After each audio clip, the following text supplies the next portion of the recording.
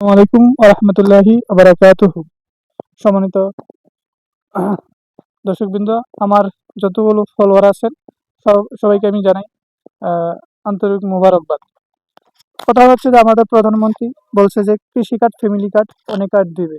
সেই কার্ডে টাকা থাকবে 8,000 টাকা করে।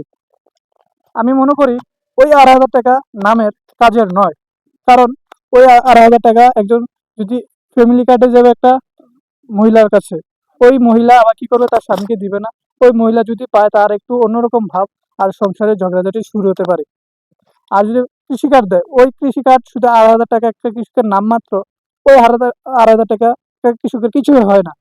আমাদের প্রধানমন্ত্রী যে এরকম প্ল্যান করে, আমি তো এর থেকে আমি কোনো এসএসসি পাস, প্রধানমন্ত্রী এসএসসি পাস, কোনো প্রধানমন্ত্রী তো আমি ভালো বুঝি, আমি মনে করি আর কি। আর হচ্ছে প্রধানমন্ত্রী বুঝ আর একটু কম আছে আমার মনে হয়, সব বুঝ আছে সালাউদ্দিন স্বরাষ্ট্রমন্ত্রী। আমার মনে হয় এই কৃষি কার্ডের যে 8,000 টাকা দিতেছে, আমি এটা না দিলে পারে। এই ক্ষেত্রে হলো আমার, এই জন্য আমি খেতে দাঁড়ায় কথা বলতে পারি। এক্ষেত্রে আমি 8,000 টাকা খরচ হয়েছে। এক্ষেত্রে যদি 8,000 টাকা কিভাবে খরচ হয়েছে, আমি সার দিয়েছি প্রায় 2,000 টাকার উপরে, সার আর ওষুধ। হ্যাঁ, এই সার আর ওষুধ যদি আমি যদি সারটা বাজার থেকে আনি, ওই সারটা যদি ট্যাক্স ভ্যাট কম রাখতো সরকার, ওই আমাদের এটা কম, আরো কম হইতো। 8,000 টাকাতে এটা 1,000 টাকা নিচে নেমেই তো। আমার ওই 2,000 টাকা কৃষিকার দরকার নাই। আমার দরকার কি, আমার ওষুধের দাম কমে দেয়, পোকার করে দাম কমে দেয়। এই ধান খেতে জানি আমি আরো অনেক রকমের কিনে আনি, বীজ কিনে আনি, ধানের বীজ কিনে আনি প্রায় 200 টাকা প্যাকেট, 200 টাকার উপরে। ওইটা কমাই দেয়, 100 টাকা করে দেয় সরকারি ভাবে।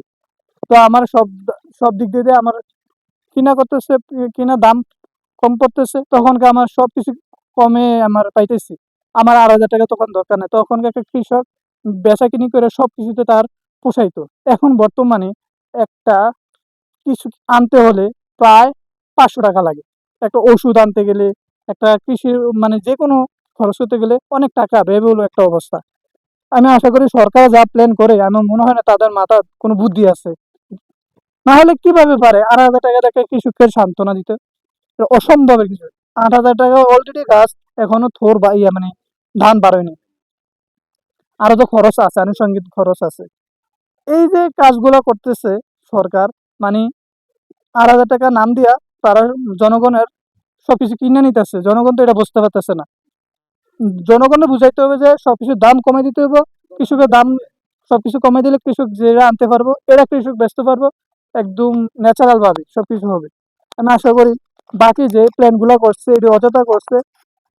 এটি বাদ দিয়ে সরকারকে বলবো, সব পণ্যের মধ্যে ট্যাক্স কমায় দেন, দালালি মুক্ত বাংলাদেশ করুন, এবং সব জায়গায় সিন্ডিকেট, এই সিন্ডিকেট যদি না থাকতো, আজ আমাদের বাংলাদেশ সোনার বাংলাদেশ নামে পরিচিত হতো। আমাদের বাংলাদেশ আজ একটা সিঙ্গাপুরের সাথে তুলনা করতো।